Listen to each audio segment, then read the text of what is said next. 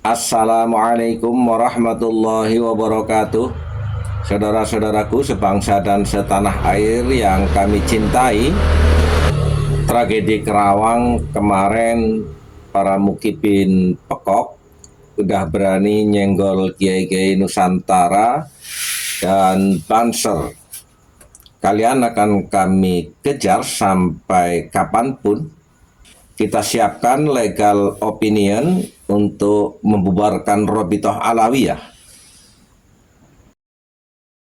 Para mukibin pekok yang melakukan arogansi, tindakan barbar, mempersekusi kegiatan kiai-kiai Nusantara yang berkolaborasi dengan Banser, tak lepas dari kedunguan mereka menganggap junjungannya para kabaib itu sebagai keturunan Rasulullah Shallallahu Alaihi Wasallam.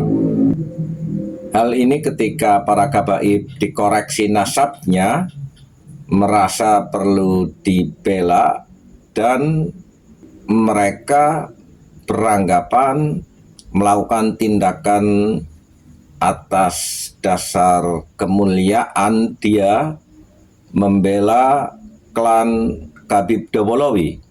Dan para Kabib Dobolowi menciptakan rasisme, menganggap dirinya klan yang lebih mulia dari pribumi, tak lepas dari adanya Robitoh Alawiyah yang mengisbat mereka sebagai keturunan Nabi Muhammad SAW. Lalu apa hak Robitoh Alawiyah untuk menentukan, mencatat seseorang sebagai keturunan Nabi Muhammad SAW? Kalau mereka mencatat dirinya sebagai keturunan Ubaid, membuat Bani Ubaid, silahkan saja.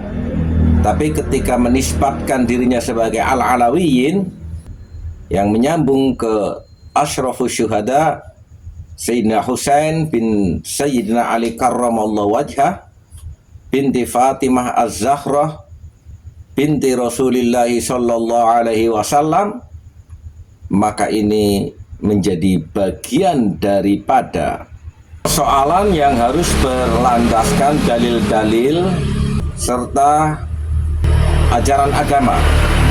Karena Rasulullah sallallahu alaihi wasallam adalah Khatamul Anbiya, sebagai nabi bagi umat Islam, bahkan menjadi utusan yang terakhir di dunia ini. Maka tidak bisa serta-merta seseorang ataupun siapapun memiliki hak atas klaim dirinya menjadi keturunan Rasulullah Sallallahu Alaihi Wasallam. Apalagi setelah adanya kajian keilmuan tesis Kiai Haji Imaduddin Utsman yang membatalkan nasab mereka sebagai Dzurriyyatur Rasul, yang didukung dengan ilmu lainnya, baik unsur kesejarahan, unsur filologi, dan DNA. Mereka sama sekali bukan keturunan Nabi Muhammad SAW. Menjadi orang Arab pun bukan. Disinilah titik celah bagaimana kita menyiapkan langkah-langkah hukum agar pemerintah membubarkan Robitoh Alawiyah, karena disinilah titik pangkal persoalan itu muncul.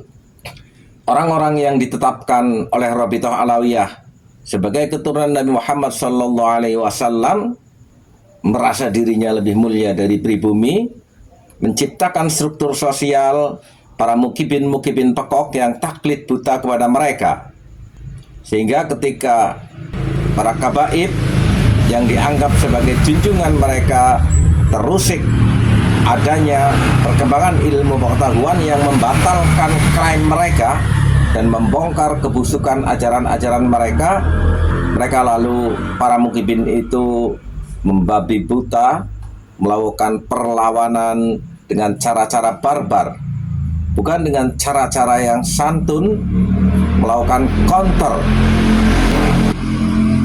secara ilmiah, tapi justru menciptakan permusuhan sesama pribumi.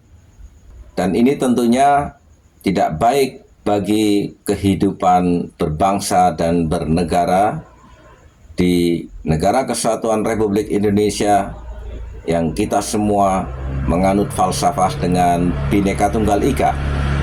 Jadi ini bukan sekedar sesederhana ada oknum mempersekusi seseorang, tetapi para mukibin pekok itu menganggap junjungannya sebagai orang yang mulia, lalu ketika mereka melakukan pembelaan pun seolah-olah apa yang mereka lakukan adalah tindakan-tindakan yang mulia.